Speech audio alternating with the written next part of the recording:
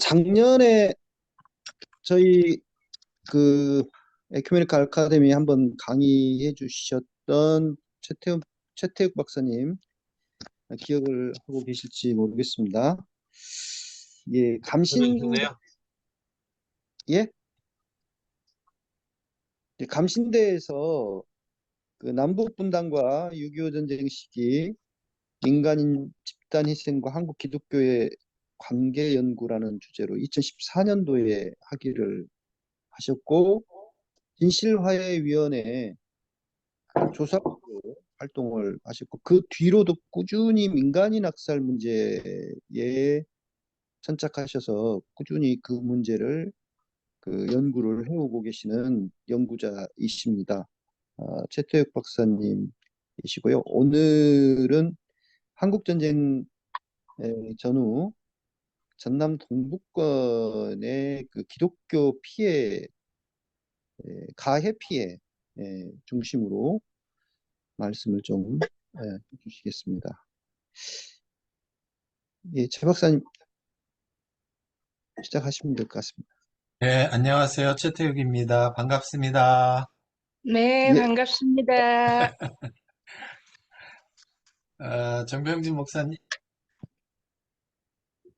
부탁을 받고 일찍 말씀을 해주셨어요. 근데 요즘 계속 제가 뭐 이렇게 저렇게 걸린 게 너무 많아가지고, 어, 계속 생각으로만 정리하다가, 오늘은 이걸 해야겠다 하고, 정리를 했습니다. 에, 저한테는 이 주제가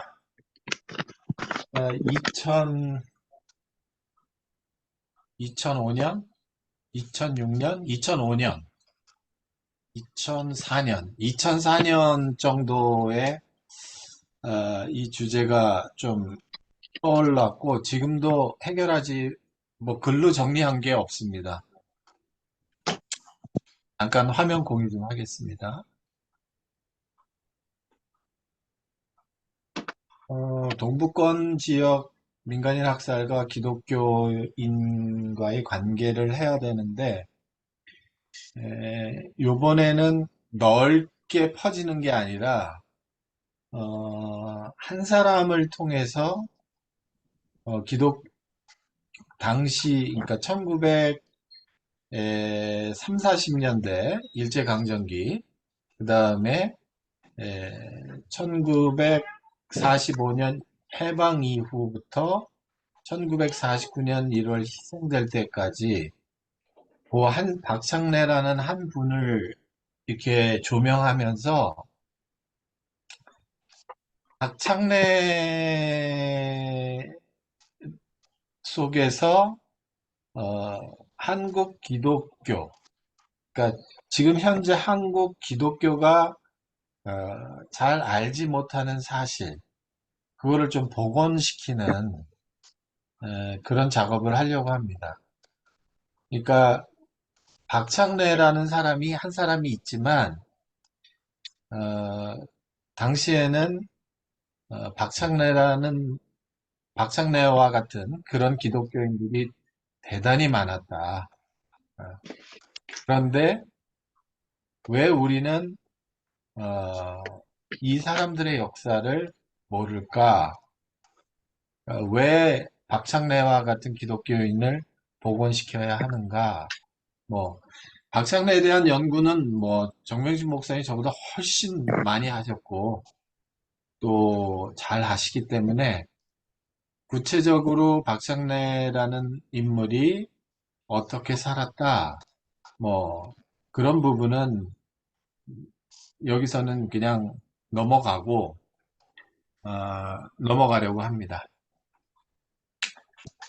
아, 그리고 또 두 번째로는 여순 사건 중 학살을 지휘한 기독교인, 그 이제 에, 한 그, 갑자기 이름이 생각이 안 나. 한병영에 대해서, 한병선에 대해서 오늘은 좀 알아보겠습니다.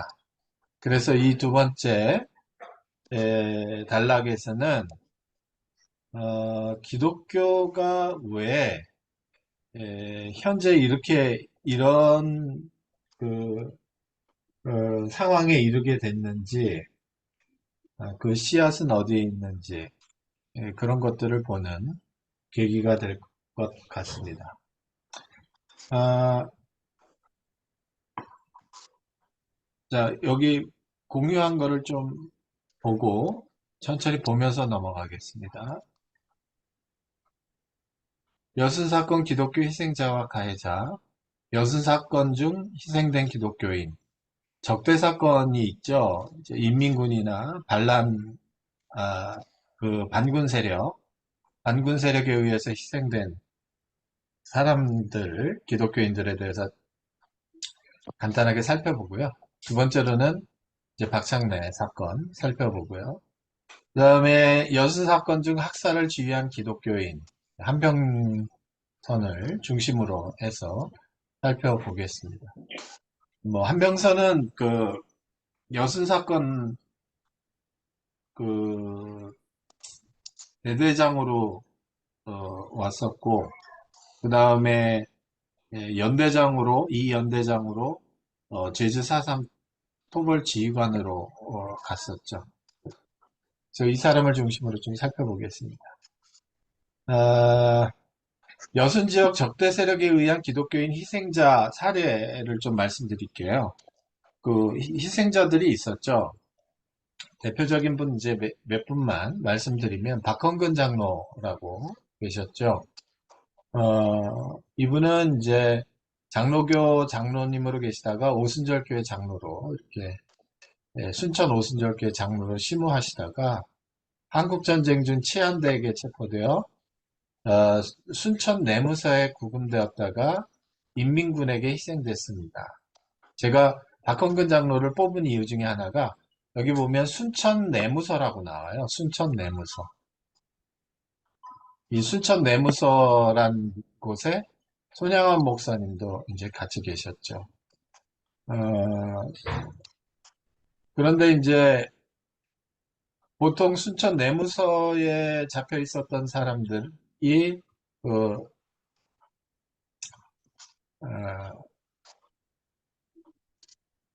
적대 세력에 다 희생됐지만 그 손동신 형제가 있죠.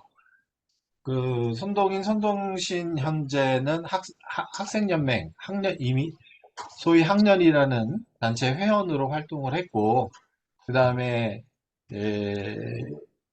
학년 활동하면서 이제 이거는 제가 개인적으로 같이 이제 손동신 형제하고 학년 활동을 같이 했던 사람들로부터 어르신들로부터 들은 얘기인데, 손동신 형제가 그 학년 활동을 하면서 사람들 많이 잡아다가 패고 그랬대요. 그래가지고 그 억하심정들이 상당히 많았다고 합니다. 그 결과 뭐 이제 손양원 목사님도 이제 한국전쟁 때 희생이 되죠. 근데 문제는 그 애양원이라는 곳이 있는데 애양원에 있는 그 의사나 병원 직원들이 100% 대한독립촉성 국민의 소속 간부들이었어요. 그래서 그 손양원 목사님과 손양원 목사와 함께했던 그 직원들이 극우파였죠. 그래서 아마 갈등이 굉장히 심했던 것 같습니다. 그것도 손양원 목사님이 희생되게 되는 계기가 됐습니다. 어떻든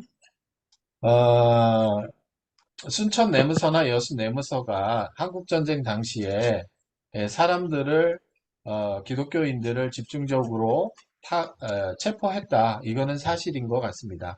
기독교인들을 체포했다. 기독교인들을 체포해라. 라는 그 지령과 지시는 없었어요.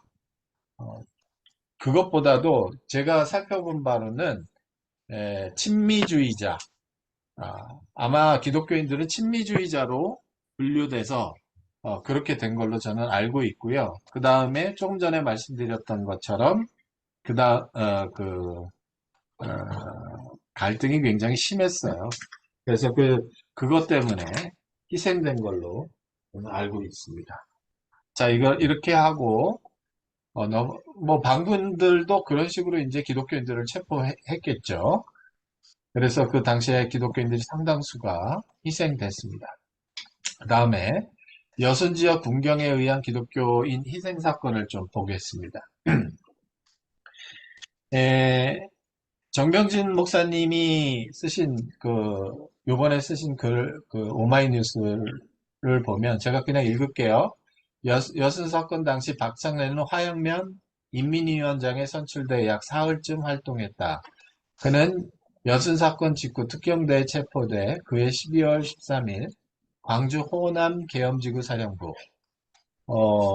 참 희한하죠. 사령관이 김백일인데 이 김백일도 기독교 집안 출신이죠.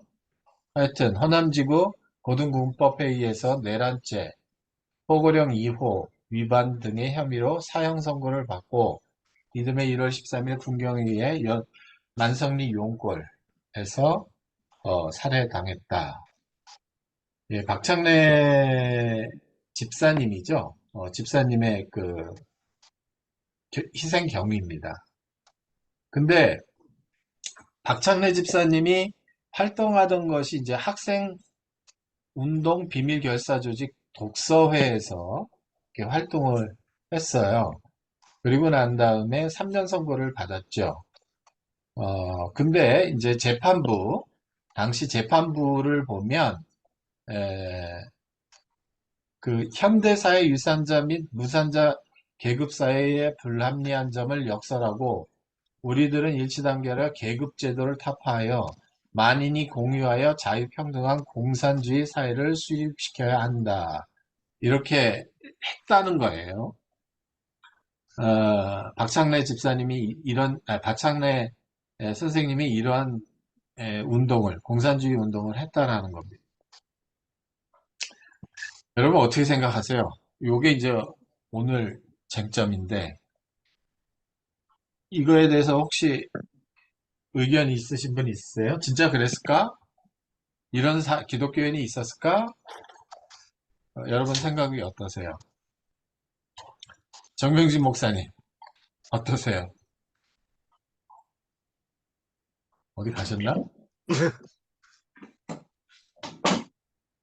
예, 제가 그 기독교 사회주의 성향을 가지고 있는 분들이 있었던 것은 아는데 박창래 선생도 좀 활동 이력을 보면 틀림없이 기독교 사회주의자가 아닌가 그런 생각이 들고, 근데 이분이 이제 신앙과 그 사회주의를 어떻게 조화를 이뤘는지, 그러니까 개인적 어떤 내면에서 어떻게 정리를 했는지 그 부분은 제가 아무리 봐도 지금 확인이 안 되고 있어요. 그러나 분명한 것은 이분의 이력은 기독교 사회주의자였던 걸로 추정은 됩니다.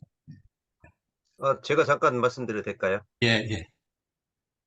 사회주의라고 하는 것은요, 어떤 면에서 보면 자본주의보다 오히려 성서에 더 가깝습니다. 그래서 제대로 사도행전의 그 초대교회 사건이나 이런 걸 보면은 사회주의야말로 자본주의보다도 더 성서적이다, 이런 생각도 해보는데요. 기독교인이 사회주의에 관심을 가진다는 것이 전혀 이상한 일이 아니다, 저는 그렇게 생각합니다.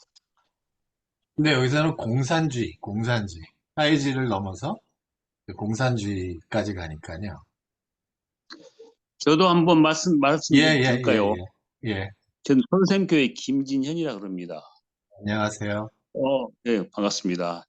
그러니까 그 1940년대 그 무렵에 어떤 주철이 박사님 책을 보면은 당시 사회주의를 지지하는 민중들이 약 한 80% 이상 되고 자본주의를 지지한 세력들이 그 10%, 20% 미만 음, 그렇게 나오더라고요.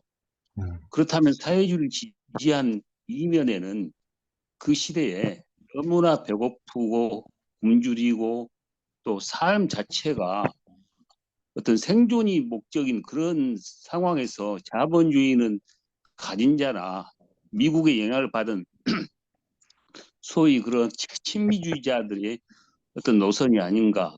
그렇다면은 박찬일 선생이 지향한 사회주의란 것은 당시 그 시대를 담고 시대가 요구하는 목소리를 기독교 정신에 담고자 하는 어쩌면 이 그 시대를 읽을 수 있는 교양인 지성인이 당연히 해야 될 어쩌면 기독교가 가야 될 그 민중들의 고난, 고통, 삶을 품는 지극히 당연하고 제안이 아닌가 저는 그렇게 예, 생각합니다. 예, 예. 이게 다 알고 계세요. 다 알고 네, 계신데, 알고 있는 얘기입니다. 예. 근데, 예, 어, 상식적으로 이렇게 생각하면, 그러니까 평범하게 생각하면, 두 분 목사님께서 말씀하신 게 다 이제 박상래 선생님의 생각일 것 같아요. 근데 하여튼 재판부는 이게 그 막스 레닌주의 정도로 그 박상래가 살았다 뭐 이렇게 몰아갔던 것 같아요. 그래야 이제 유죄가 확정이 되니까. 근데 백인열 선생님 그 밑에 보면 예, 이렇게 말씀하셔요. 여수수사학교 내에 신간의 지부가 있었는데 광주 학생운동이 전국적으로 파급되자 이에 호응할 자세를 갖추고 있던 중 일본인 교우들이 지나친 민족 차별에 자극받아 즉흥적으로 들거 일어난 것뿐이며 민족 차별을 철폐하라. 한국인에게 한국사를 가르쳐라. 모국어를 사용하지 말라. 이렇게 했다라 이게 이제 예, 독서회에 드러난 외피라는 거죠. 근데 이제 백인열 선생님께서는 어, 반공주의가 만연한 사회에서 어떻게 해서든지 이 박창래라는 인물을 지켜내기 위해서 조금 이렇게 그 방어적으로 말씀을 하신 것 같아요. 어, 네, 저도 지금 그, 그 방금 인용하신 대목을 제가 이번에 쓴 글에서 이제 인용을 했는데, 그러니까 어, 백인열 씨 증언에 따르면 재판부의 재판 내용은 이 백인열 씨가 저기 그 내용을 보고 웃었다 그러잖아요. 응? 음, 아니 소설 썼다 이제 그런 식인데 그러면서 그 이야기를 한 거거든요. 그래서 어 백인열 씨 이야기에 의하면 사회주의보다는 민족주의적인 어떤 성향으로 지금 이야기를 한 거거든요.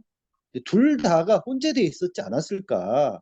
분명히 음, 그 독서회에서 읽었던 책들은 좀 그런 사회주의 일본에서 들어온 어떤 사회주의 계열 책들을 읽었고 뭐 이런 짧은 기간이지만 그랬던 것을 봤을 때 두 가지가 다 시대적으로 일제강점기였고 그렇기 때문에 혼재되어서 활동했던 것이 아닌가 그런 생각도 들어요. 예. 자, 그래서 만선리 여수사건으로 만선리 굴에서 이제 총살을 당하셨습니다. 요 부분에 대해서는 제가 그 이렇게 설명을 한번 해볼까요? 어, 1930년대 상황에서 기독교 민족주의자가 선택할 수 있는 그 길이 몇 개가 됐을까? 그걸 한번 생각해 볼 필요가 있습니다. 친일 행위를 하는 거죠. 또 친일 행위를 하기 싫으면 진짜 소시민으로 살아가는 거죠. 그도 아니면은 민족주의자로 찍히면서 살아가는 거죠. 독립을 원하는 거죠. 근데 독립을 원하는 잘 숨어 다니고 매우 조직적인 단체가 있잖아요. 이게 이제 공산주의자잖아요. 그러니까 이제 거기하고 연대를 하는 거죠. 그러면 제가 질문하는 거는 어떻게 연대를 했냐 이 얘기죠. 기독교인이 자기 신앙을 가지고 연대를 해야 되는 것인지, 이 엄혹한 세상에서 기독교가 1930년대 들어오면서 한국 기독교사의 가장 큰 문제점은 뭐냐면 침소봉대예요. 마치 기독교가 무슨 30년대, 40년대 가장 친일파가 많은 곳이 가장 친일적인 단체가 기독교였는데, 그런데 침소봉대를 하죠. 그래서 기독교가 뭐 이렇게 친일을 하지 않은 것처럼 그렇게 얘기하는데 사실은 새빨간 거짓말이죠. 그러면은 그 나름대로 민족주의적인 의식을 갖고 있는 젊은 청년들이, 기독교 청년들이 어느 길을 선택해야 하느냐는 거죠. 내가 신앙인인 거는, 대대로 신앙인인 거는 있는데, 예? 그러면 어떤 방식으로 살아가야 하는가, 그게 생각이 들지 않겠어요? 그러니까 그 중에 한 분이 이제 박창래라는 거죠. 제가 이런 말씀을 드리는 거는 아까 박혜순이 아니라 회순이라고 말씀을 해주셨어요. 어떻든. 그리고 이제 그 부분을 조금 이따가 얘기하겠습니다. 그런 문제의식을 지키면서. 그런데 여순 사건에서 이제 기독교인으로 박창래만 돌아가신 건 아니죠. 굉장히 많은 사람들이 돌아가셨겠죠. 군경에 의해서. 예를 들어서 최창수, 김옥태. 이 두 분은 매산중학교 교사죠. 그래서 12연대가 진압할 때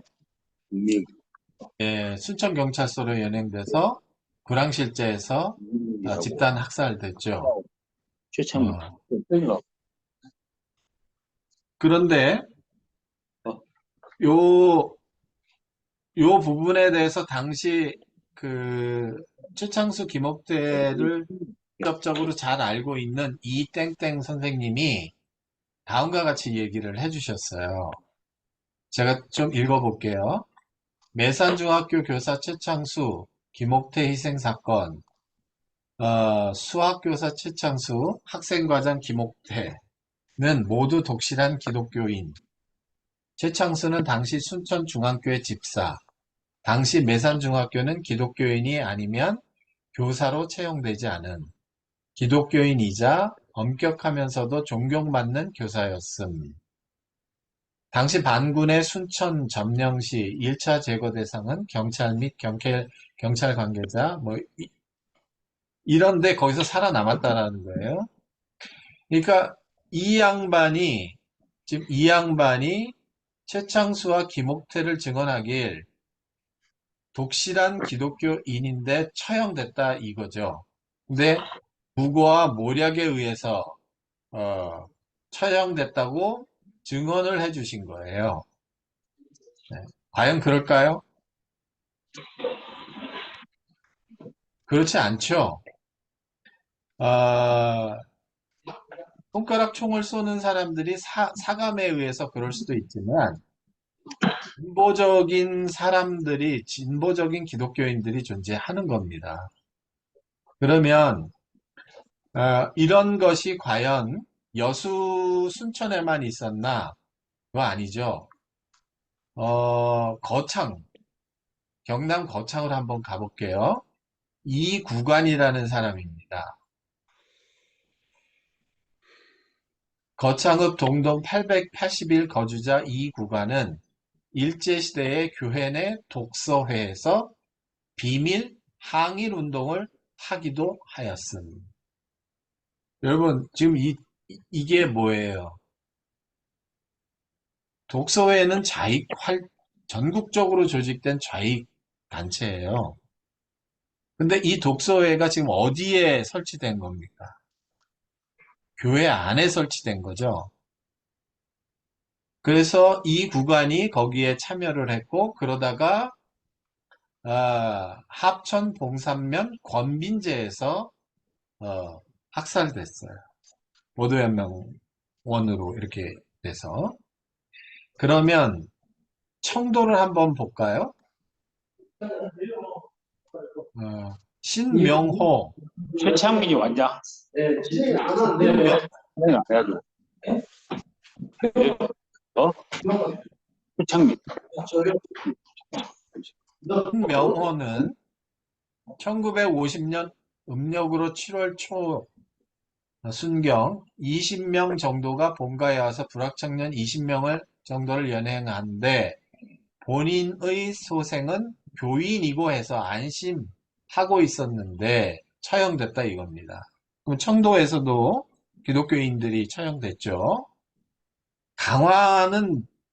강화에서는 제가 강화에서 20년 동안 연구를 했기 때문에 기독교인들이 인민군이나 적대 세력에 의해서 희생된 사람들보다 군경에서 희생된 사람이 훨씬 많아요.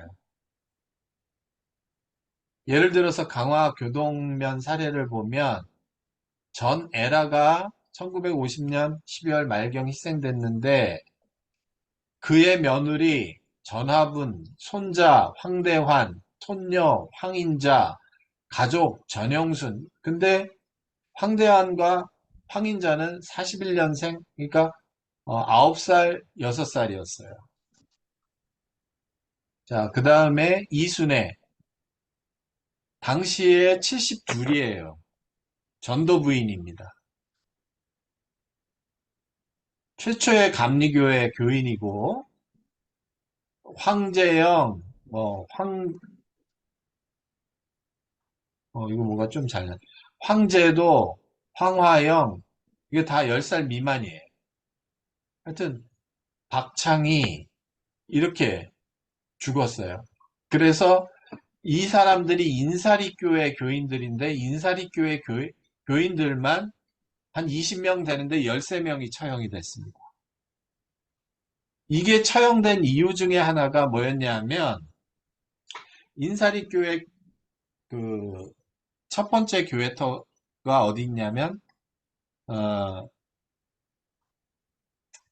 황아무개 집에 있었어요.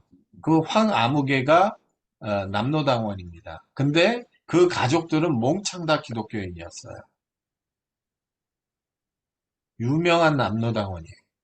근데 다시 말씀드리지만 그 집안의 모든 사람들이 기독교인이었어요. 그러니까 무슨 말씀을 드리려고 하는 거냐 하면 기독교인이 사회주의자가 되고 공산주의자가 되는 케이스를 말씀을 드리는 거예요. 그리고 여기서 조금 떨어진 고구리에서는 방아무개라는 사람이 감리교회에서는 권사가 있거든요. 권사 다음에 장로가 되죠. 거기 권사가 되면 옛날에는 시골의 교회를 직접 사역을 할 수가 있었어요. 감리교회에서는. 그렇게 한 교회의 담임자였어요. 그 방아무개라는 분이. 근데 그분이 사회주의를 받아들였다. 일제강점기에. 그래서 전쟁 때 빨갱이로 몰려서 처형이 됐어요. 그 가족도 다 죽고. 자, 강화도 그런 사례가 보이지요. 그 다음에 인천. 인천은 말할 것도 없습니다. 인천 내리감리교회라고 그래가지고 제일 큰 교회 있죠. 여기 보시면 요 사람이 박남칠, 요 사람이 이보은입니다. 이 박남칠, 이보은이 누구냐 하면 조봉암 씨 아시죠? 조봉암 씨가 고려 공산당 조공, 조공의 거의 우두머리급이었을 때 체포가 되잖아요. 체포가 돼서 4년인가 5년 감옥에서 있다가 나왔을 때 먹고 살 길이 없어요. 그랬을 때 이 사람들이 비강조합이라는 걸 만들어줘요. 왕겨 판매하는 조합을 만들어줘서 조봉암을 거기 이사장을 시켜서, 가게 주인을 시켜서 먹고 살게 해줍니다. 이승엽 씨 알죠? 남로당 아시죠?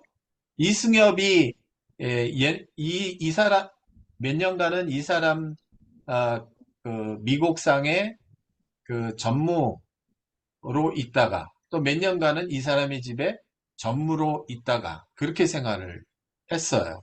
즉 무슨 얘기냐면 교회 다 권사거든요.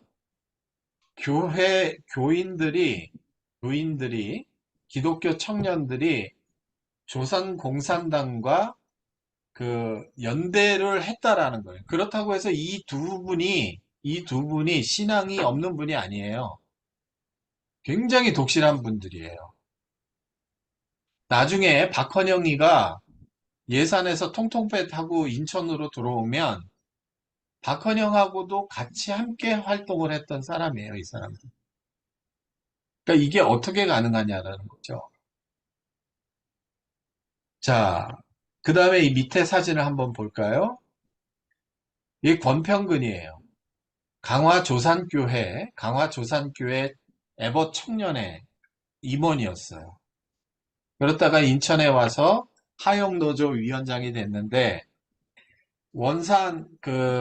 이분은 사회주의 계열의 노동조합 위원장이셨죠.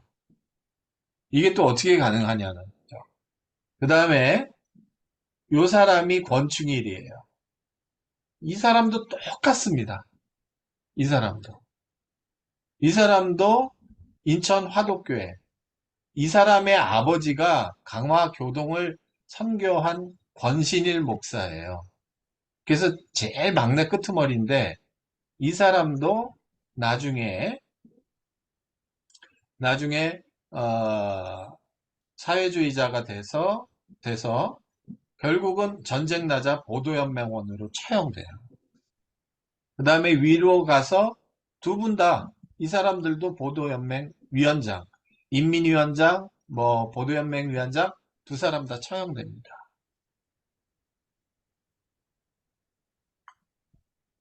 자, 그러면 우리 허헌 3.1운동 때 그 민족대 대표 33인 그 변호했던 허헌. 근데 이 사람 나중에 공산주의자라고 했지만 결가 됐지만 이 사람 와이프가 전도 부인이었어요. 그리고 허헌이 예배당을 건축해서 봉헌을 합니다. 명천에서. 이동이 강화 바울이었죠. 강화 바울이라고 했죠. 여운형, 이동희는 전도사였죠. 강도사까지 못 갔죠. 이만규, 홍기주, 홍기양은 여러분들이 잘 익숙하지 않을 텐데, 홍기양은 그 조선민주당, 북한에서 조민당이 기독교인들을 중심으로 조직된 조민당이 그 핵심 멤버들이 다 월남을 했을 때 끝까지 그 조민당을 지켰던 사람이에요. 이 사람들이 1919년에 진남포에서 3.1운동을 주도했던 기독교 청년들입니다. 근데 북한에 남아 있으면서 나중에 그 인민위원회를 구성할 때 인력을 담당하죠. 최문식은 유명한 기독교 사회주의자죠. 대구 11사건 발생했을 때 장로교에서 참 나쁜 짓을 많이 했죠. 최문식을 빨갱이로 얘기했고 그 다음에 11사건을 일으킨 주모자로 만들어 버렸죠. 대구 11사건을. 새빨간 거짓말이었죠.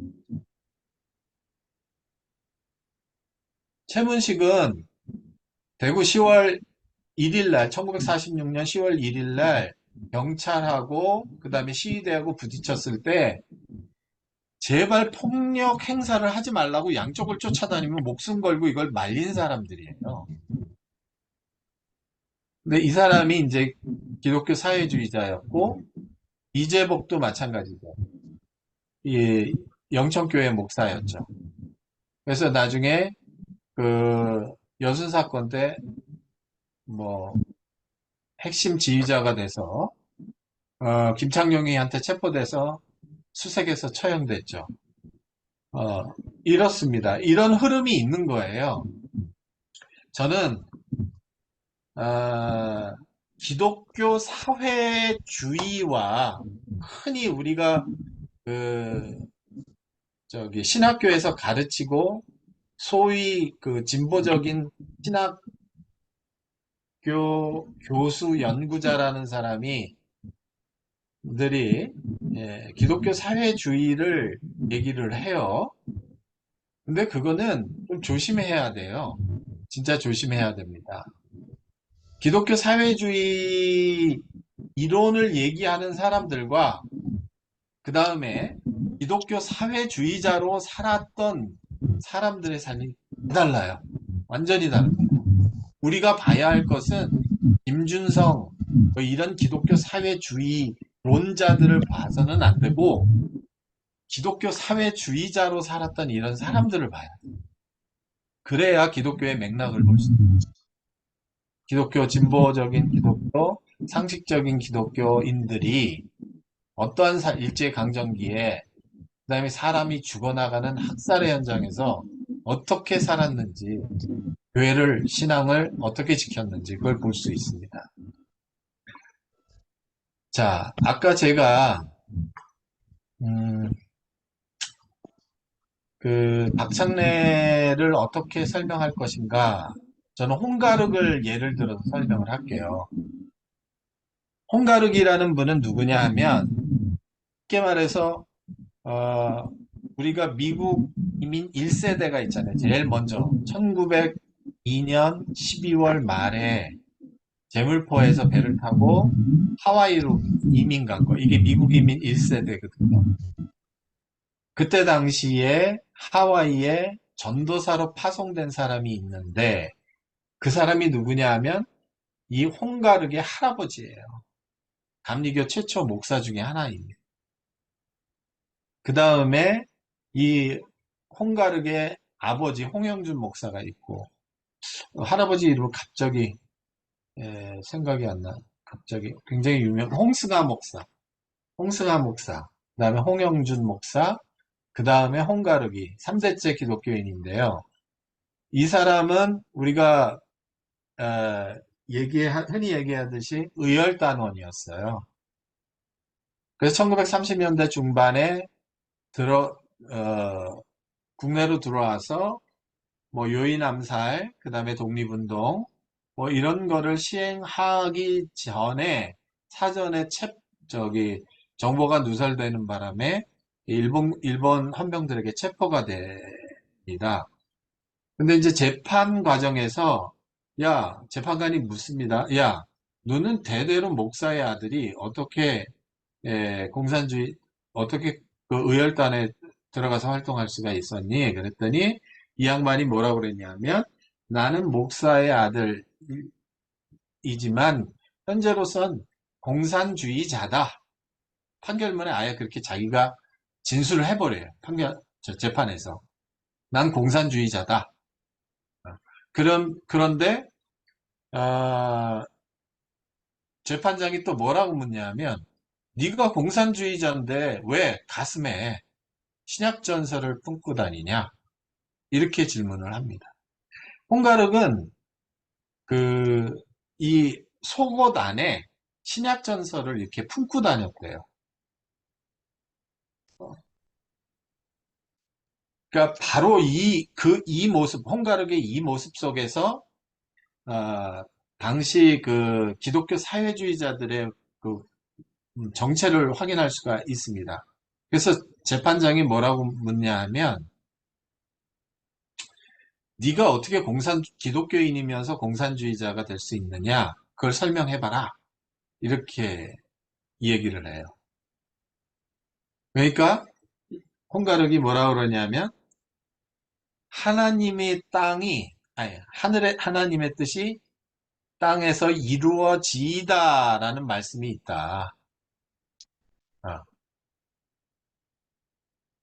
우리 주기도문을 얘기하면서 그러면서 나는 기독교인이면서 공산주의자다. 이렇게 얘기를 했다라는 겁니다. 저는 요것이 당시 기독교인들의 진보적 기독교인들의 정체라고 생각을 합니다. 그래서 대부분 제가 알고 있는 하나님 나라가 이 땅에 이루어지다라는 그런 관점에서 기독교인이면서 동시에 하늘의 뜻을 이 땅에 이루기 위해서 전략적으로 동맹을 맺는 거죠. 연대를 하는 거죠. 사회주의와. 네, 그것이 기독교 사회주의자였다. 라는 것을 얘기하고 싶습니다. 여순 사건 때 그러면 기독교 사회주의자는 어떤 이론을 갖고 있었을까? 그걸 볼 필요가 있습니다. 여순 사건 때 원영덕이 그 토벌군 사령관 중에 하나였죠. 그런데 원영덕은 학생 시절에 세브란스 의대를 다닐 때 그가 좋아하는 사람이 있었어요. 그 사람이 누구냐 하면 크로프트킨이라는 사람입니다. 무정부주의자였거든요. 크로프트킨은 그러니까 한국 1920년대, 30년대, 40년대 한국 개신교, 기독교가 영향을 받은 거는 정확하게 얘기하면 무정부주의에 속한 사회주의자들이에요. 그래서 이 사람들이 생각한 거는 뭐냐 하면 크롭킨이 생각하고 있는 거는 모든 만물은 서로 돕는다. 이거를 다시 얘기하면 상호부조입니다. 그래서 이거를 잘 실천한 사람이 있죠. 그 사람이 누구냐 하면 손정도 목사입니다. 이 손정도 목사는 중국 앵목현에 100만 평 이상의 땅을 사서 그걸 가지고 농민 호조사를 설립을 합니다. 이게 상호부조거든요. 그래서 뭐 어떤 분은 손정도 목사를 기독교 사회주의자로 얘기를 하는데 그건 맞습니다. 그런데 이거를 기독교 사회주의, 즉 영국 노동당의 노동당의 이념을 가지고 와서 농민 호조사를 설립했다 이렇게 얘기하잖아요. 근데 이거는 정말 잘못된 겁니다. 당시에 한국 기독교 사회주의론자들은 크롭킨의 무정보주의, 그 다음에 상호부조, 농촌 촌락 공동체 건설, 요걸 가지고 접근을 했어요. 우리 이거 좀 많이 들어보지 않았어요? 이게 바로 저깁니다.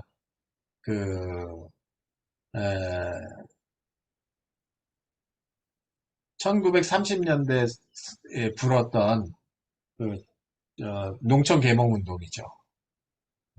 그러니까 농촌 개몽 운동에서도 요게 있었어요. 근데 이제 그거를 바꾸는 거죠. 어떻든 청년단체 또는 노동자 단체, 농민단체, 그 다음에 뭐 이렇게 농촌 촌락공동체, 요 각 분야에 기독교 사회주의자들이 존재를 했고, 그 기독교 사회주의자들은 상호부조, 모든 만물은 서로 돕는다라는 철학을 가지고, 공산주의자, 사회주의자와 연대를 했다. 그 연대하는 성서적 근거는 하늘의 뜻이 이 땅에 이루어지다라는 아주 단순한 그 신앙 고백을 토대로 이루어졌다. 이렇게 볼 수밖에 없습니다.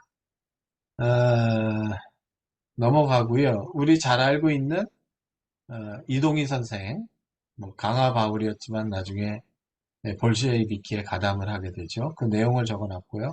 홍기영, 홍기주에 대한 얘기가 있습니다. 뭐 여기까지 뭐 이렇게 좀 질문하실 거 있으시면 하시고요. 얘기하실 거 있으면 좀 얘기하고 넘어갔으면 좋겠습니다.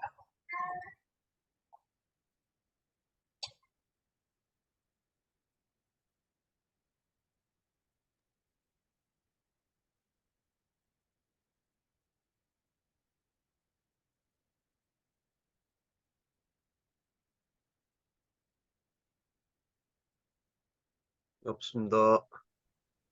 예, 그럼 그 선생님, 예, 선생님, 첫째 좀 질문이랄까, 그냥 부탁이라고 할 수 있는 것은 뭐냐면은, 여순 사건이라고 좀 정명 부분에 우리가 좀 제주 4.3 항쟁, 민주항쟁이잖아요. 그리고 5.18도 사태가 아니고 지금 민주항쟁으로, 민주화 운동으로 이렇게 되어 있고, 뭐, 60 민중항쟁도 그렇고, 촛불 항쟁, 그 역사의 그 정명 부분이 중요한데 사건이라고 좀 하지 마시고, 항쟁으로 이렇게 봤을 때, 집사연대와 거기에 함께한 그 봉기군들과 저항군들, 이제 뭐 그때 이제 그 사람들이 말했던 방식대로 하자면은 이제 파르티잔들, 그런 것이 좀 중요하다고 생각하고요. 두 번째는 군경에 의한 경찰에 의해서 희생당한 사건이라고 하면은 오히려 보도연맹 사건에 대해서 좀 자세하게 좀 언급을 좀 해주시면 좋겠다라는 질문을 좀 드리고 싶습니다. 이제 다음에 또 질문하기로 하고요. 그 뒷부분만 해주시면. 사건이라고 부르는 이유는 사건이라고 불러야 항쟁의 성격도 명확하게 나타나고 항쟁이 무엇인지 어떤 맥락에서 항쟁이 되는지 그게 보일 왜, 수 있을 것 같고요. 제가 왜 또 그렇게, 사건을 사건대로 봐야죠.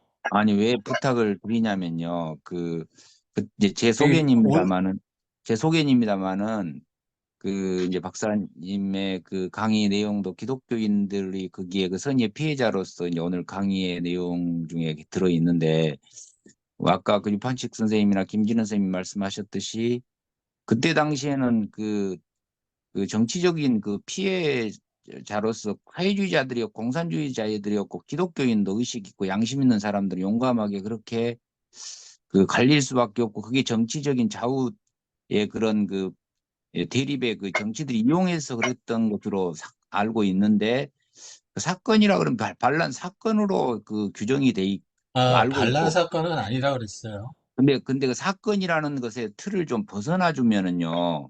그건 나중에 다른 사람한테 요구하세요. 그리고 두 번째 보도연맹에 대해서 좀 이야기를 좀 해주시면 좋겠네요. 보도연맹 그 사건에 저는 대해서.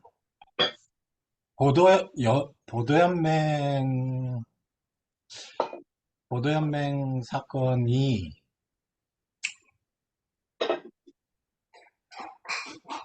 어,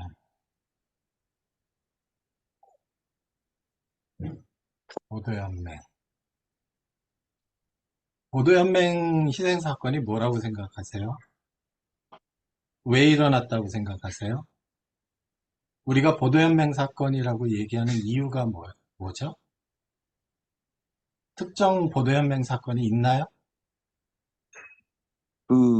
일단은 규정을 해서 많은 수많은 사람들이 알지도 못하면서도 보도연맹에 가입이 돼가지고 실제로 피해를 당한 사례들이 너무 많지 않습니까? 양민학살과 다르게 중간에 일어났던 가장 피해자들 중에서도 보도연맹 사건으로 인해서 유가족들이 당한 예들이 많이 있어서 당연히 보도연맹 사건이 있었고 그렇게 규정을 해서 피해를 당한 피해자들 유가족들이 많죠. 그러니까 진짜 보도연맹 사건으로 죽었어요?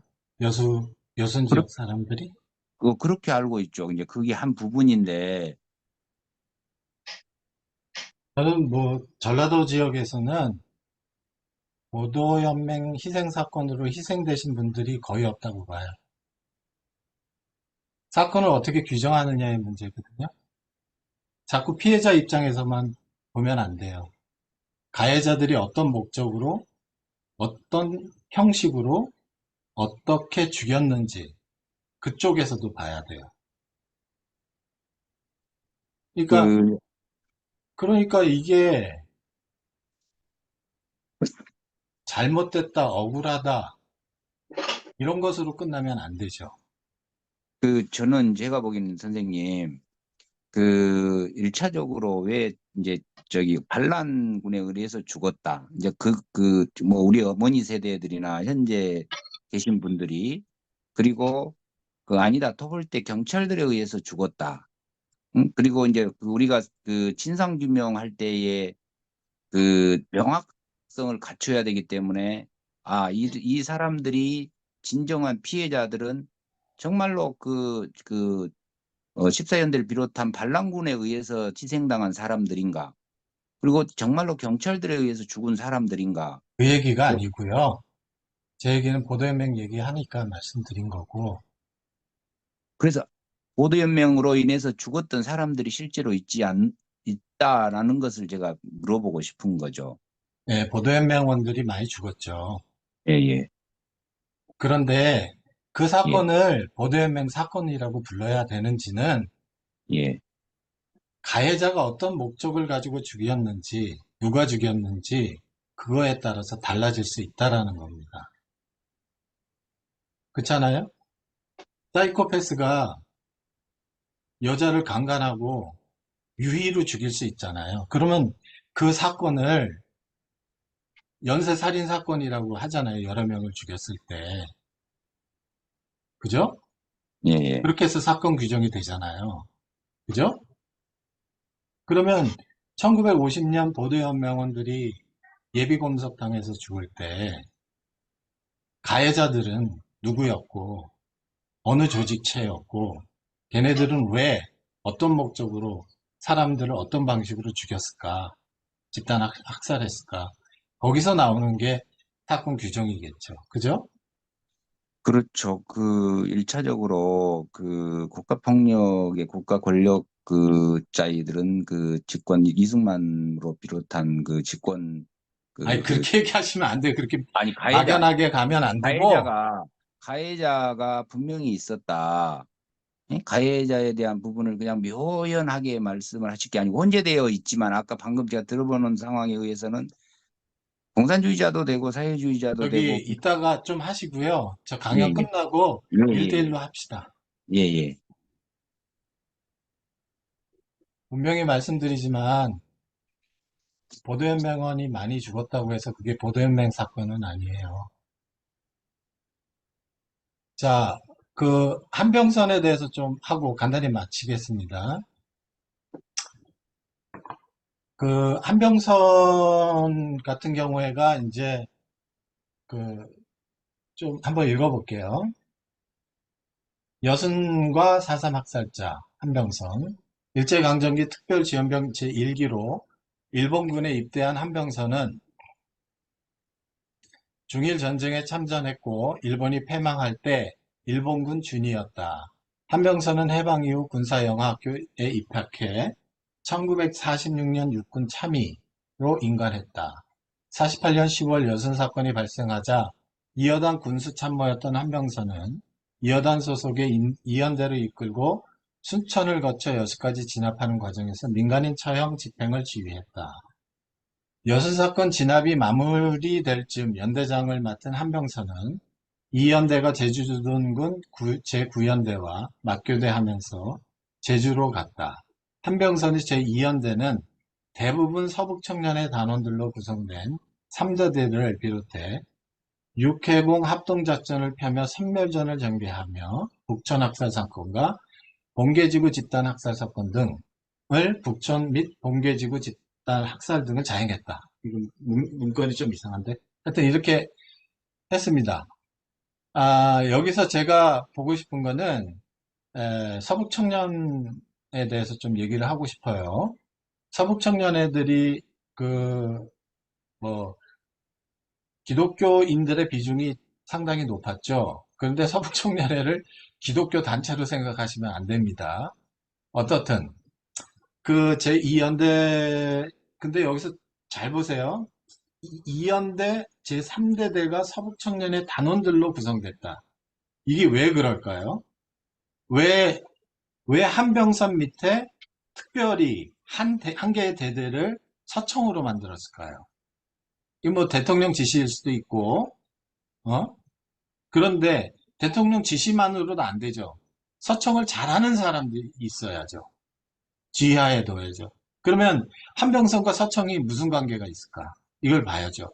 그러니까 서청이 제주 4.3을 진압할 때 사람들 많이 죽였다 그러잖아요. 근데 이게 이것과 무슨 상관이 있을까? 이걸 봐야죠.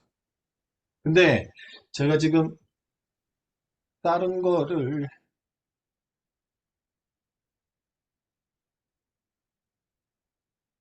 다시 공유하겠습니다.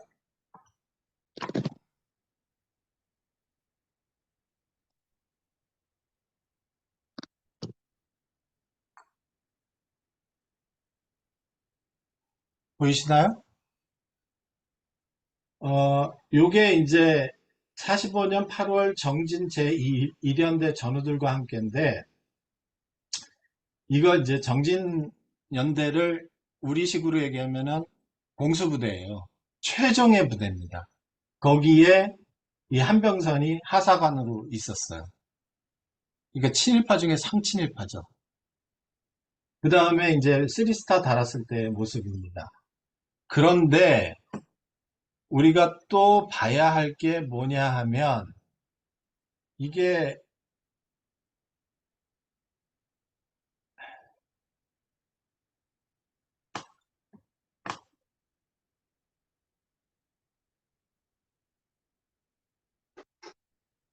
진화이 위원장 아까 말씀하셨는데 지금 정권 이게 누가 권력을 잡느냐에 따라서 이게 판도가 다 바뀐 것 같은데 그 그러면 태태 박사님은 현대 우리 기독교를 어떻게 보신지 한번 묻고 싶네요. 뭐 현재 기독교가 뭐 제정신이에요? 저는 제정신이 아니라고 봐요.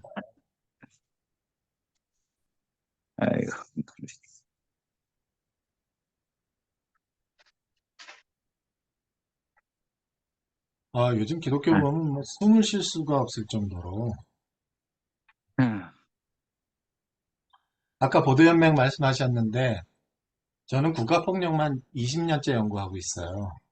그리고 뭐 어디에 잘 발표도 안 하고 대신 이제 누가 발표를 한다 그러면 이제 중요한 문제가 있으면 저한테 와서 의견을 묻고 그러거든요.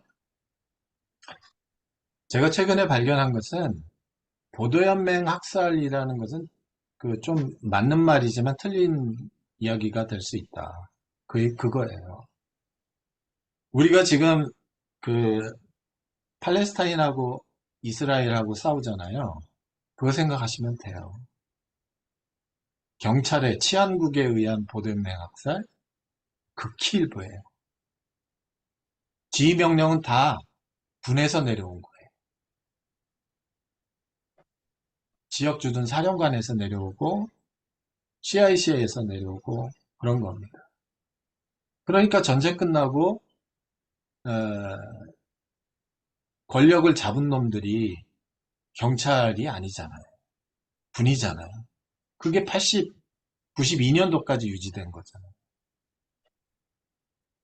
그러니까 우리가 보기에 또 피해자들이 보기에 유족들이 보기에 일반 사람들이 보기에 하급 경찰들이 보기에 치안국에서 지시가 내려와서 보도연맹원들이나 예스비 검색자들을 처형했다 이렇게 생각하는데 사실은 깊게 깊게 들어가면 결국은 군이에요. 군이고 그 배후에는 미국이 있습니다. 근데 배후에 미국이 있다, 뭐 이렇게 얘기하는데, 그렇게 누구나 얘기할 수 있죠. 미군이 어떻게 군부와 연결돼서 경찰, 관, 검찰을 지휘 명령하면서 사람을 죽였을까? 그 시스템을 찾아야죠. 그 가운데 보도연맹 학살이 있고, 형무소 재소자 학살이 있는 거고, 혐의 없는 일반 시민 학살이 있는 겁니다. 그러면 그거를 어디서 찾느냐 이 얘기예요. 노근희 사건을 우리는 그 참 답답했던 게 노근희 사건인데, 노근희 사건 때문에 연구자들이 진상규명위원회 그 위원들이 참 고생 많이 했죠. 응? 근데 진짜 멍청한 짓 한 거 아니에요? 지휘 명령자를 찾아야지. 이게 어떤 지휘 명령에 의해서 이 사람들이 죽었는지 그걸 끝까지 파고들었어야죠. 그 우발적 행위로 마사지 해줬잖아요. 기갑사단의 우발적 행위로. 어? 독단적 행위로. 그게 아니죠. 그걸 좀 깊게 들어가면 뭐가 나오냐 하면, 어,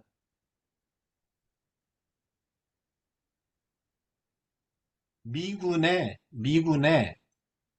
미 육군부와 해군부의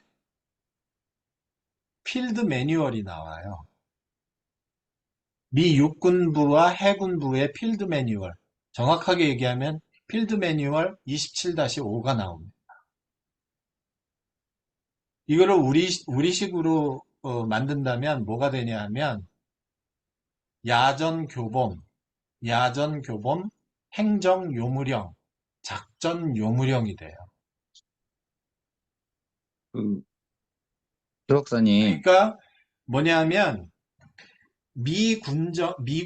미군정 당시에 야전 교범을 FM 27-5와 FM 27-10을 한국군에게 교수하였고, 그 교수 받은 대로 그 시스템을 그대로 가져와서 한국군을 만든 거예요.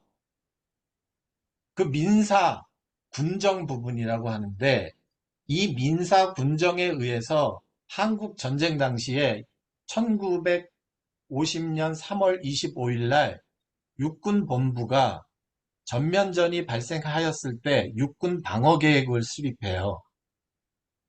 그 육군 방어 계획 안에 민사 군정이 있는 거예요. 그 민사 군정 연원을 따지고 올라가면 27-5가 나오는 거예요. 필드 매뉴얼. 그래서 그 전북 편성강구 사령부가 25일 날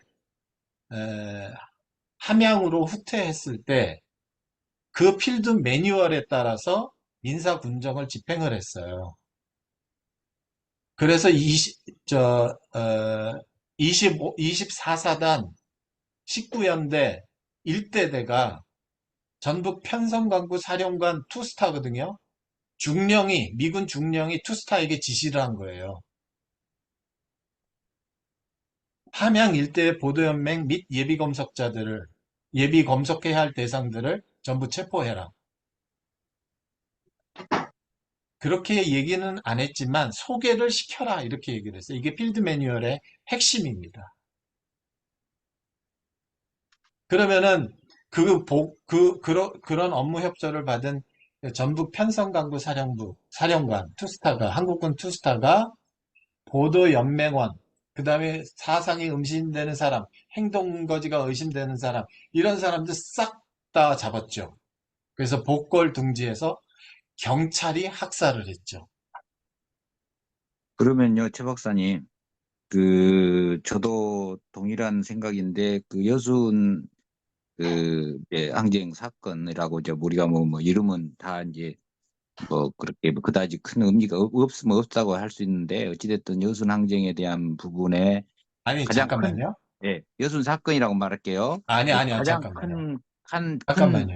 아니, 책임자는 잠깐만요. 저는 사건이라고 얘기해야 돼요. 그런 이제 사건을 아니, 이야기할게요. 근데, 목사님들이나 연구자가 아닌 사람들은 자꾸 항쟁이라고 얘기해야죠.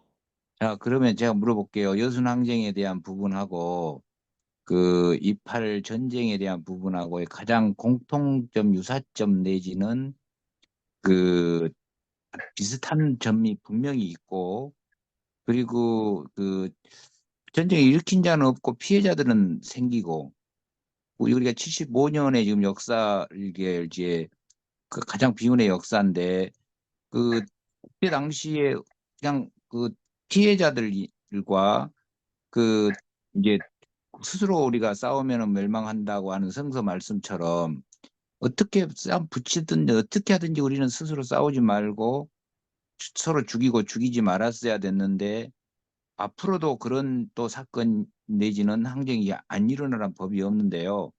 그 지금 현재 일어나고 있는 이스라엘 팔레스타인의 전쟁하고 여순 항쟁하고의 그 유사점 내지는 공통점이 무엇인지 최 박사님은 아마 아실 것 같은데 그런 부분을 좀 말씀을 해주시면 좋겠네요. 그러니까, 여순 사건 때는 좌우잖아요, 좌우. 예. 근데 저기는 민족이잖아요. 종교고.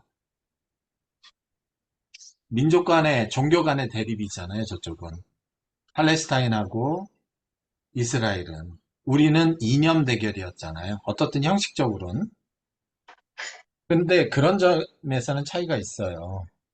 그러나 동일한 건 뭐냐 하면 전쟁이나 과도한 경쟁은 다 생존을 놓고 싸우는 거예요. 생존권이에요, 생존권. 생존을 유지시켜주는 기득권이에요. 제가 다행히도 저는 한 2,500명을 면담을 했어요. 마을도 한 2,000개를 다녔습니다. 근데 이 사람들이 하는 얘기가 있어요. 어르신들이 하는 얘기가. 전쟁을 경험한 어르신들이 하는 얘기가. 그게 뭐냐면, 나와 진영이 다른 사람. 그게 민족 간의 진영이 다르든, 종교 간의 진영이 다르든, 또는 이념 간의 진영이 다르든, 나와 진영이 다른 사람과 폭동이 일어났을 때, 또는 생존의 직격탄을 받는 사건이 일어났을 때, 전쟁이 발생했을 때, 모든 합리적인 것이 다 사라진다. 어떻게 하면 내가 생존할 수 있을까? 이거밖에 생각이 안 난대요. 맞아요. 네. 그럼 결국 문제는 한국 개신교가 의미 있는 기독교 신앙단체라면 그런 사건에 대입됐을 때 어떻게 나타날까? 한병선 아니에요, 지금. 딱. 그렇게 사는 거 아니에요. 그러죠. 네. 한경직, 죄송한 얘기지만, 한경직은, 그 사람은 진짜, 아, 진짜, 근데 한경직 욕할 필요 없어요. 강원연도가 똑같고, 에, 김재준도 똑같아요.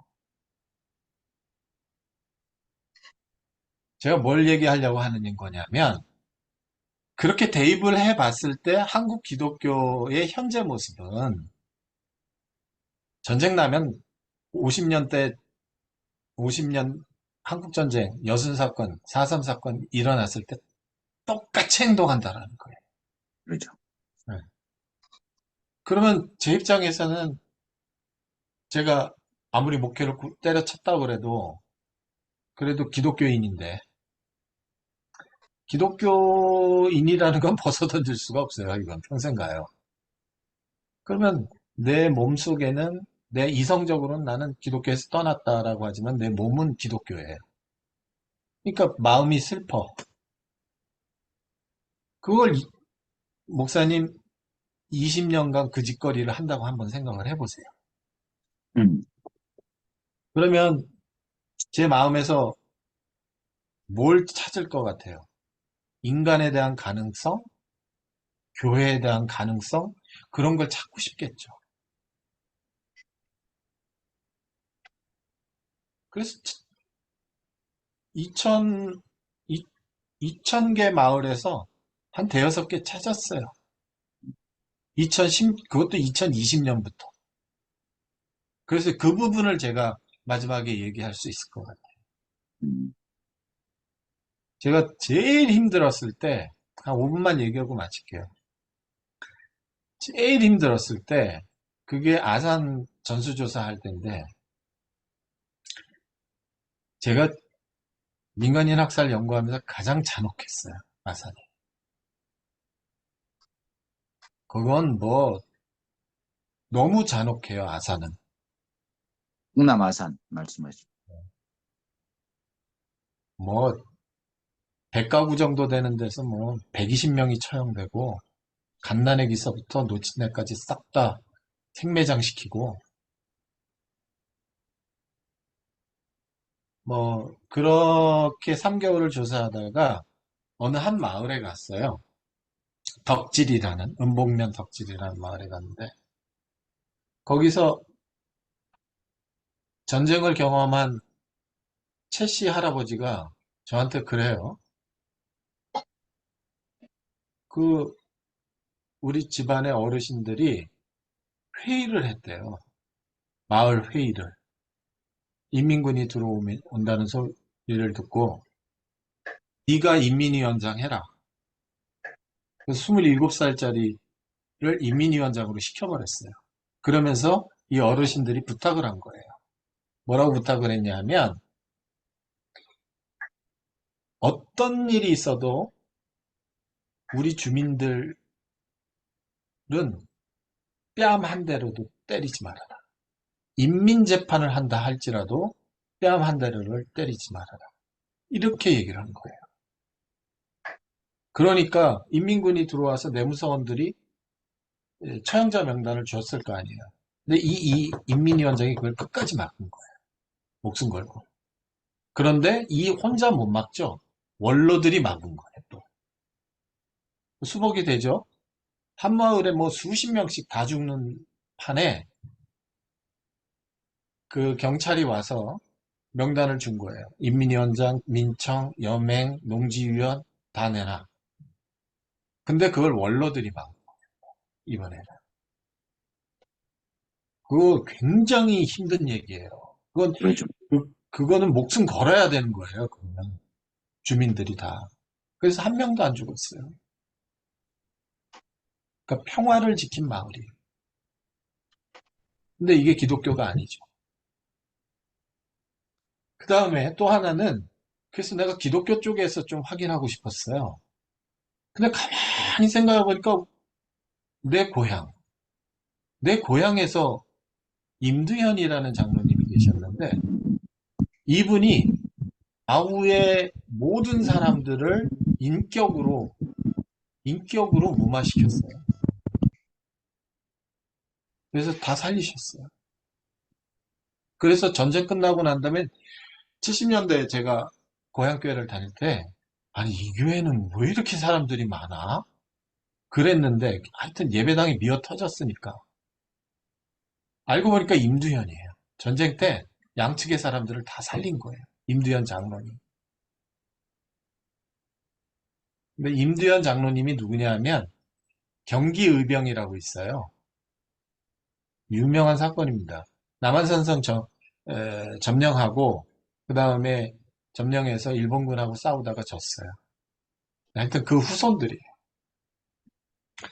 그 후손들 중에 하나가 여주 목사인데 최영래라고 여주 보도연맹 위원장이에요. 인민위원장이었다는 얘기.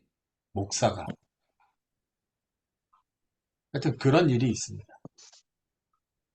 그래서 기독교에서도 우리 마을 같은 경우에는 장로님이 뺑 돌라서 다 죽었거든. 우리 마을 주변에는. 근데 임두현이라는 분이 거기 굿발치, 그러니까 지리산 토벌 갔다 왔던 그 경찰이 있어요. 그 앞에 집에는 남로당원이 있었고. 근데 그분들 다 교회 나왔어요, 나중에. 하하. 그러니까 그런 사건이 있어요. 아, 이게 이런 거구나라는 걸 처음 그때 이제 알게 됐고, 그러다가 강화에 왔는데 윤성근이라는 권사님이 있었어요. 윤성근은 누구냐면 1950년 12월에 강화 향토방위 특공대 화도면 지대장이에요. 강화 민간인 학살의 주범이 향토방위 특공대예요. 강화 본도에서 약 1000명 이상을 처형했어요.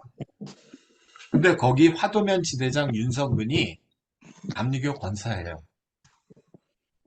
근데 이 사람이 협약을 했어요. 좌익 우두머리하고 몰래 만나서, 야, 니들 애들 우익 애들 죽이지 마. 또 윤성근은 우리가 좌익 애들 안 죽일게. 이렇게 합의를 해버렸어요. 근데 이런 합의는 동네마다 많아요.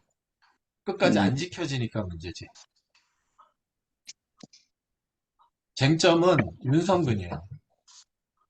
근데 이거는 있어요. 1950년 10월에 무역 혐의자들을 화도면에서 1950년 8, 9월에 내무서원 인민군들이 우익 인사들을 한 4-5명을 체포해서 죽였어요. 근데 그거는 그 마을 주민들하고 상관이 없는 거예요. 그거는 내무서에서 인민군에서 그냥 와서 잡아가지고 가버린 거니까 막을 길이 없었던 거예요. 북으로 이제 데리고 간다고 하면서 죽였으니까. 또 하나는 수목 후에 경찰들이 10월 달에 4-5명을 한 10몇 명을 잡아갔어요. 근데 이제 풀려나고 4명 정도를 인천으로 끌고 가서 처형을 했어요. 이것도 마을 주민들이 어떻게 할 수가 없었어요. 하도면 전체 한 5천 명 중에. 근데 학살이 제일 많이 발생한 거는 12월 1.4.5태 때예요. 12월 말. 그때 강화에서만 1000여 명이 처형됐거든요. 교동에서 200여 명이 처형됐고. 음. 근데 화도면에서는 단 한 명도 처형이 안 됐어요. 처형이 안 됐을 뿐만 아니라 이 화도면 특공대가 옆에 길상면에 가서 체포된 사람 일부를 처형 직전에 살려줬어요. 집어냈어요.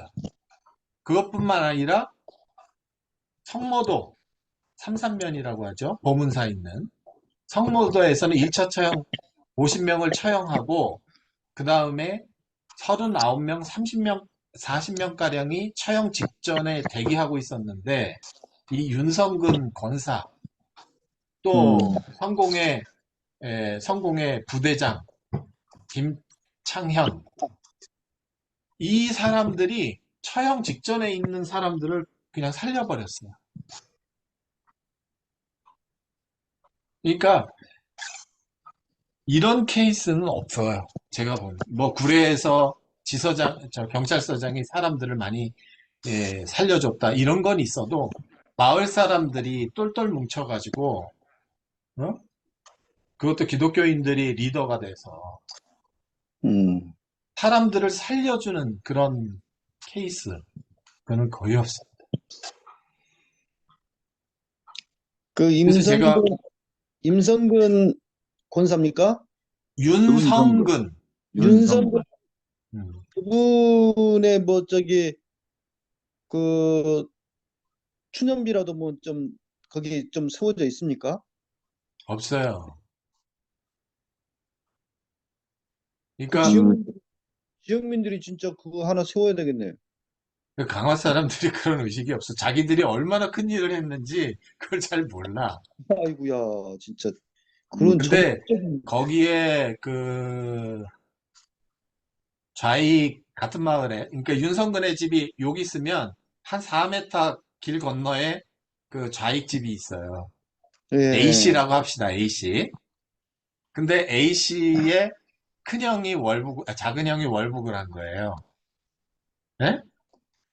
근데 그러면 이 A씨는 강화해서 월북을 하면은 휴전선 바로 밑이에요. 살기도 힘들어. 음, 근데 70년대에 마을 사람들이 이거 다 잘 알 거 아니에요. 근데 이 마을 사람들이 이 A씨를 이장을 시켜버렸어요. 음. 그거 불가능해요.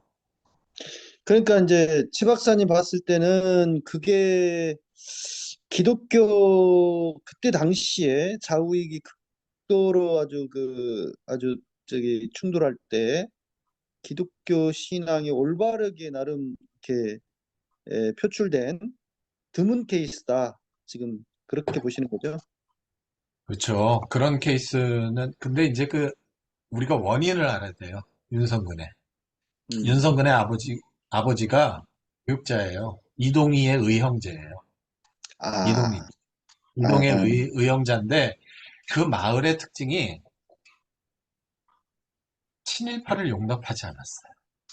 음, 철저하게 마을 사람들이 이게 저기 지식이 많은 사람들도 아닌데 그 민족학교를 세우거든. 25년도에, 24년도에. 네.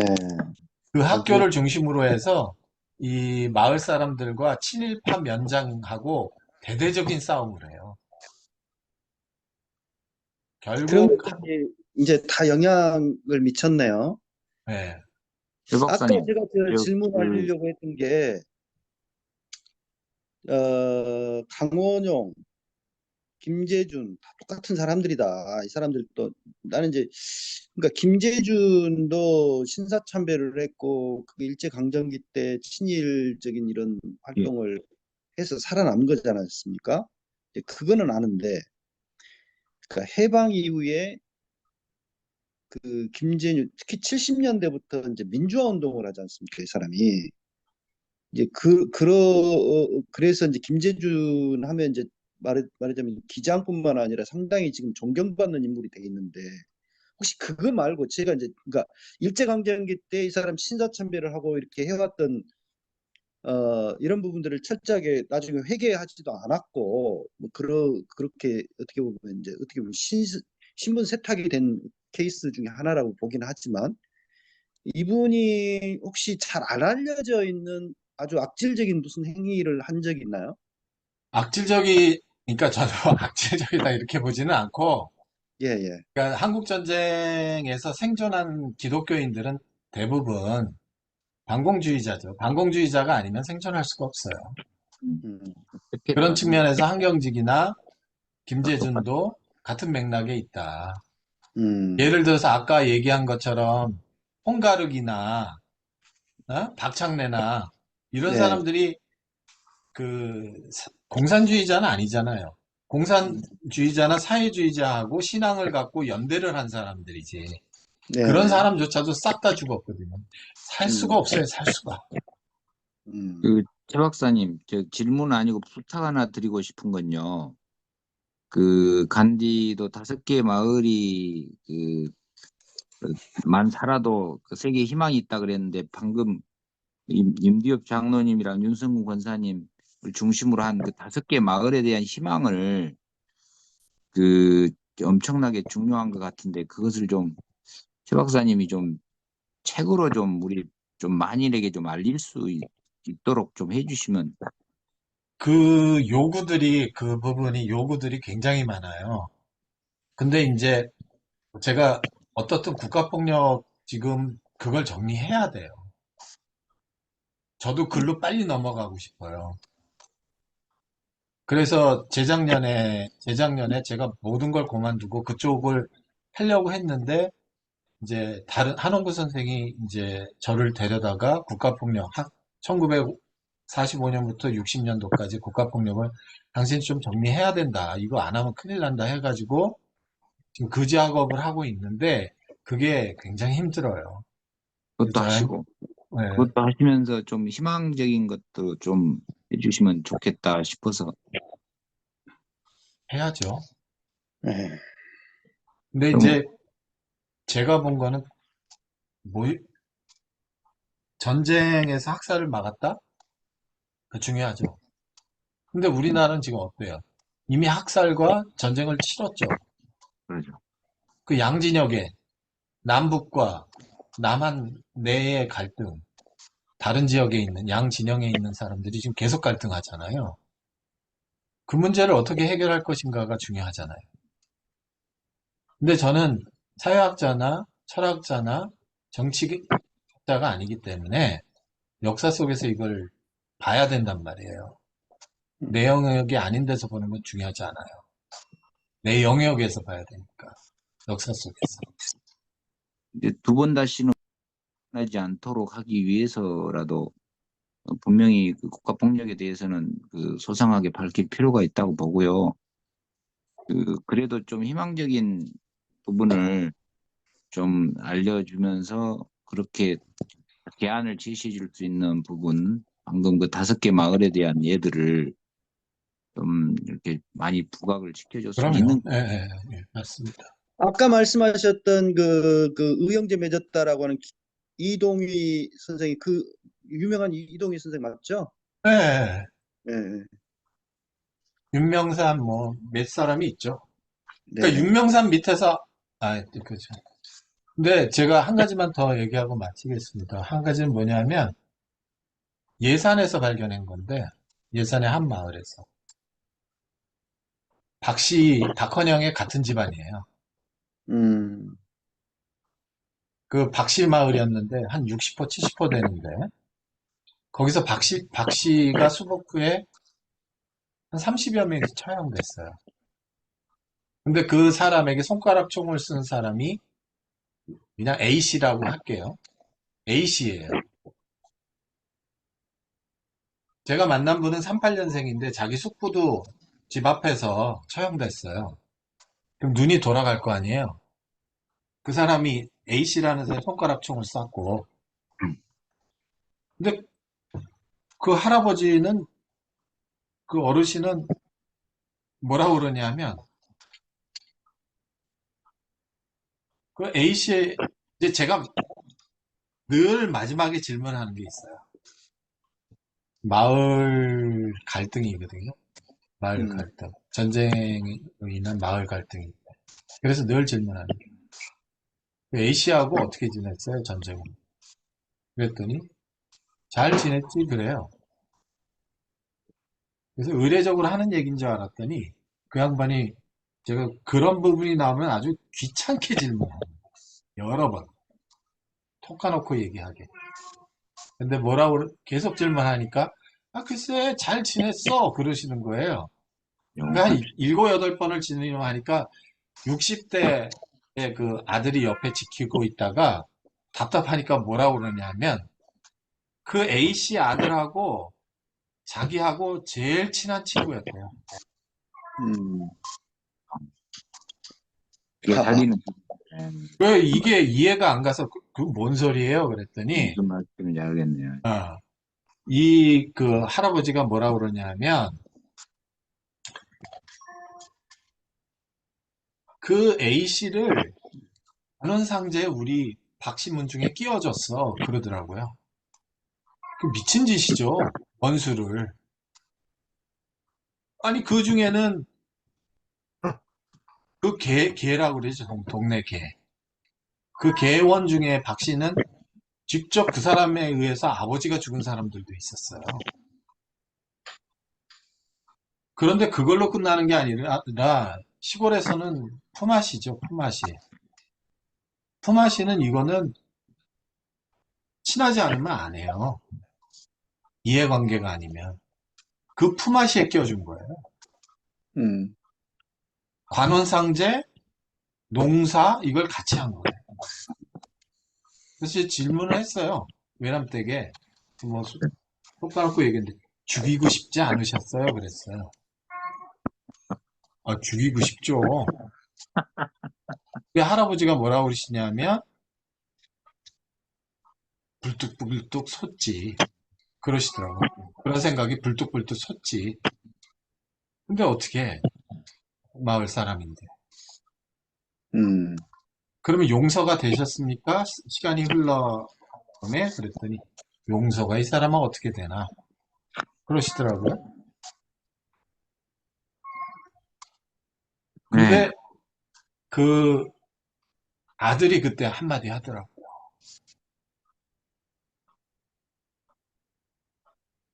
그 갈등, 학살로 인한 갈등은 아버지 대에서 끝났어요.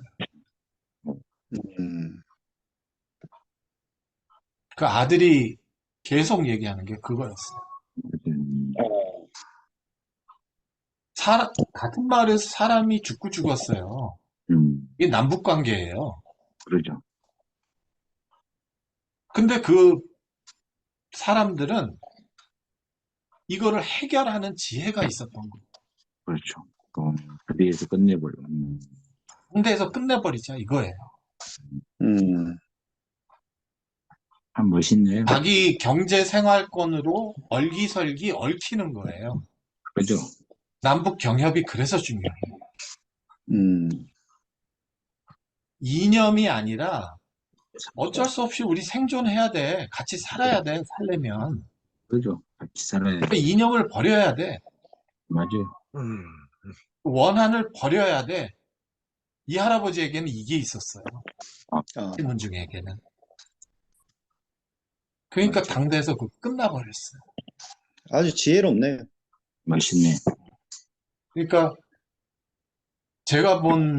그래서 제가 이제 같은 조사관 출신한테 이런 일이 있어. 야, 이게 너 들어봤어? 그랬더니 다들 하는 얘기, 형, 이게 어떻게 가능해? 음, 그러더라고요. 음. 저도 그- 처음 봤어요. 아유, 오늘 진짜 훌륭한 사례들을 막판에 그냥 소개를 쭉 해주시네. 그러니까는 아, 뭐다 했네. 진짜 그 모델들입니다. 진짜 하나하나가. 네. 그래요. 그 남북 관계를 풀기 위한 하나의 좋은 모델들이네. 대충 남북, 뭐 남북뿐만 아니라 각 지역 마을 속에 이렇게 지금 학살로 서로 아직까지도 그 후유증을 앓고 있는 데가 많을 텐데. 장부처럼 우리도 우리 때 끝낼 것은 과감하게 끊어주고 끝내주고 우리가 짐을 지고 가면은 좋겠다 싶은 생각이 드네요. 저는 옛날에 김대중 전 대통령 얘기하면 그거 뭐 그랬는데 제가 이런 경험을 하고 나니까 남북 경협했잖아요. 그게 진짜 지혜로운 거예요. 맞아요. 같이 살아야지. 같이 살아야지 어떻게든지. 시장 있죠, 시장. 네. 그 교동면 대룡리 시장에 가면 네, 유명하지 거기, 않습니까? 예, 이북에서 내려온 주민들하고 본토민 교동 주민하고 같이 어울렸었어요. 음, 멋있네요.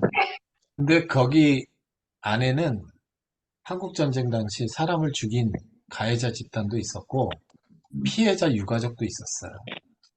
그리고 손가락 쏜 사람들도 있었고 가만히 내가 교동 그 카페에 앉아가지고 이렇게 보니까 이게 왜 요 집에는 가해자, 요 집에는 피해자 유족, 요 집에는 손가락총 쏜 사람, 요 집에는 제3자, 월남 피난민. 이게 어떻게 어우러졌을까? 음. 그러니까 박씨마을하고 같은 맥락인 것 같아요. 같이 살아야 돼. 아이고 참 우리 그 전남 동북권이 아무튼 여순 피해자들이 엄청 많고 또 한국 전쟁 전후에도 물론 많은 학살을 당한 고장인데 우리 최 박사님 오늘 강의를 통하여서 이 문제를 어떻게 그 아픔을 치유할 수 있을지에 대한 하나의 모델들이 쭉 이렇게 마지막에 이렇게 제시를 해주셔가지고 아주 귀한 정말 생각을 곱씹을 볼 만한 좋은 저는 이 예전 마지막 부분이 너무 감사. 기독교만이 가질 수 있는 그런 일종의 어떤 그 상생에 대한 예수 정신으로 상생을 할 수 있는 그런 어떤 중요한 자료가 아닌가 그렇게 생각됩니다. 저는. 그 제가 종교인 정병지 선생님, 전병지 목사님하고 저 종교인 그 추모 모임을 가졌거든요. 그 가진 이유가 있어요. 사회단체 속에서는 이게 불가능하다는 판단 때문에 그런 거예요. 음, 종교인들이 그나마 그래. 화해의 메신저가 될 가능성이 높아요. 네. 그렇지 감사 않으면, 용감하게 그렇게 정말 예수님처럼 죽어가고 그런 마음으로 평생 살도록 그 좀 선생님 혹시 그런 일 잘 못할 때 선생님께서 최 박사님께서 좀 거울이 되시고 기감이 되시고 이놈 그렇게 말씀해 주시기 지금 바랍니다. 어린 놈이 뭐, 저 오늘 그 강사로 수고해 주신 최 박사님, 한 가지 질문 있습니다. 예, 예. 그 기독교하고 관련된 또는 종교하고 관련된 그런 이념에 의한 6.25 때나 4.3 이 피해자들, 가해자들 이런 말씀을 계속 해주셨는데요. 만약에 그 기독교나 종교 관계없는 피해자나 가해자 사건이 있다면 관심이 없으신가요, 그런 건? 지금 그거 하고 있다니까요. 장애 지금 그거 하고 있겠잖아. 그거에 매여 있어서 기독교 쪽으로 가고 아, 싶은데 못 가고 있는 거예요, 지금. 같은 흐름이죠. 제가 그러니까 원래 최 박사님 전공은 저 기독교 민간인 이쪽인데 예, 지금 한홍구 선생하고 이렇게 그래요. 예, 프로젝트를 제가 저희 집안에 관련된 얘기 하나 간단하게 하랍니다. 예. 저희 아버지가 제가 태어나기도 전에, 저는 셋째 아들이고 태어나기 전에 이 익산역에 근무했었어요. 익산역에 예, 철도청이에요? 철도의 그 신호수, 그러니까 어, 입판할 때 그 깃발 예, 들고 예, 차 예. 예. 앞에 서가지고 이렇게 깃발 흔들면서 더 가라, 서라, 뒤로 가라, 뭐 이런 거 해줘갖고 기관사로 하여금 안전하게 이렇게 들어왔다 나갔다 하면서 칸들 정리하는 그런 입판 관련하는 이 신호수 역할을 하는 직원이었는데, 그 취직한 지 뭐 1년인가 2년인가 돼가지고 6.25가 터져서 그 사람들이 이제 이거 어떻게 해야 되냐 걱정을 했는데, 사람들이 본래 이제 공무원들이라 여전히 출근을 했답니다. 예, 맞아요. 네. 전원 다 출근을 하고 또 여기 호남이나 서울이나 모두 다 이제 인민군 처지가 됐을 때도 여전히 열차는 다녔대요. 그런데 어허. 다시 이제 서울이 수복되고 하니까 이 부분에 대해서 따지더래요. 그 부역자. 예. 그런데 이제 익산역에 있는 모든 직원들 가운데 이 부역자가 없다고 할 수가 없을 거 아닙니까? 차가 다녔어. 있죠. 예. 그래서 아마 극소수를 부역자라고 적어낼 수밖에 없었던 것 같아요. 그 중에 이제 우리 아버님이 자네는 결혼은 막 했지만 전혀 그 자식도 없고, 그러니까 자네는 부담 없으니까 자네를 하나 넣어야 되겠네. 안 넣을 수가 없네. 하면서 아이고야. 아버지 이름을 적어낸 거예요. 머리 아파라. 별일 없을 거네 하면서 적어냈는데 세상에. 그냥 딱 명단이 올라가니까 바로 해직이 되고, 그 아버지는 약간 농토가 있어가지고 농사를 지셨는데, 제가 태어날 때가 1956년인데 그때 이미 이제 해직이 돼가지고 저는 이제 너무 어렸고 그때는, 그래가지고 뭘 걱정을 하시냐면 제가 이제 사범대학을 지망을 하는데 연좌제. 부역자 집안이다 이런 예, 얘기를 하는 거예요. 예, 그런데 저는 꼭 가고 싶어서 갔어요. 예.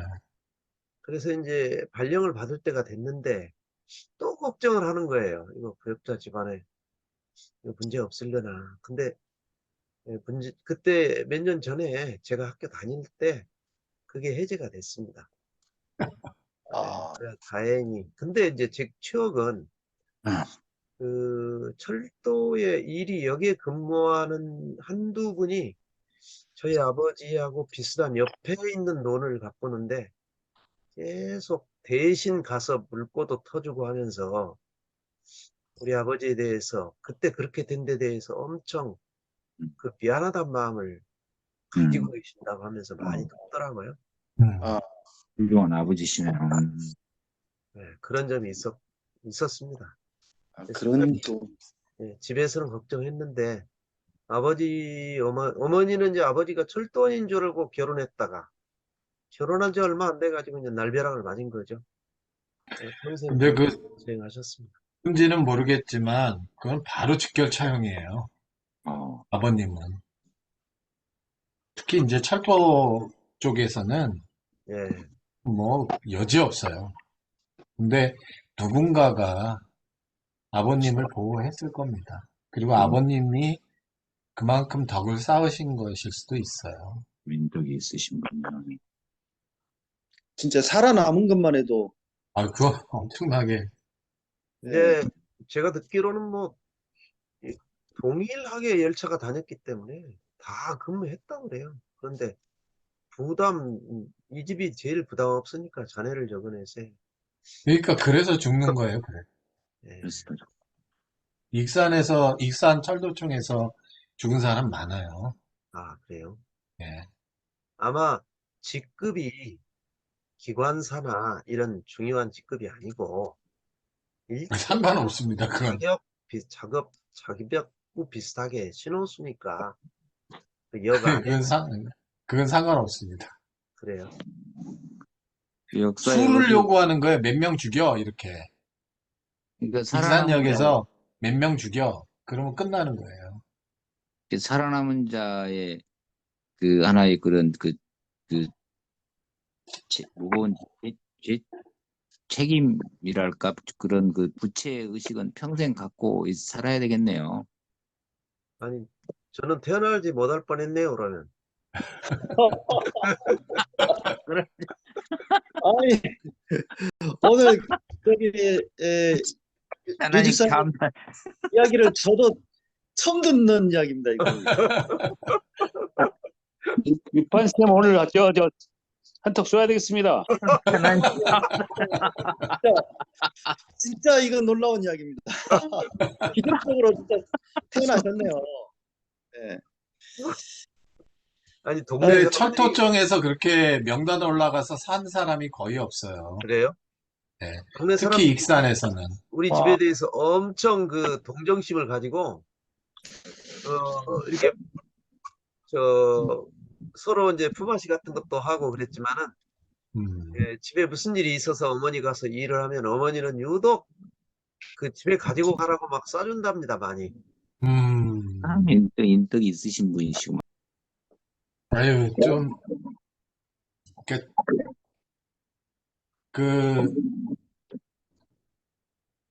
힘없는 사람이 죽는 거예요. 좌익이든 우익이든 좌익에 의해서 좌익에 있다고 해서 사는 것도 아니고 우익에 있다고 해서 사는 것도 아니에요. 힘없는 사람이 죽는 겁니다.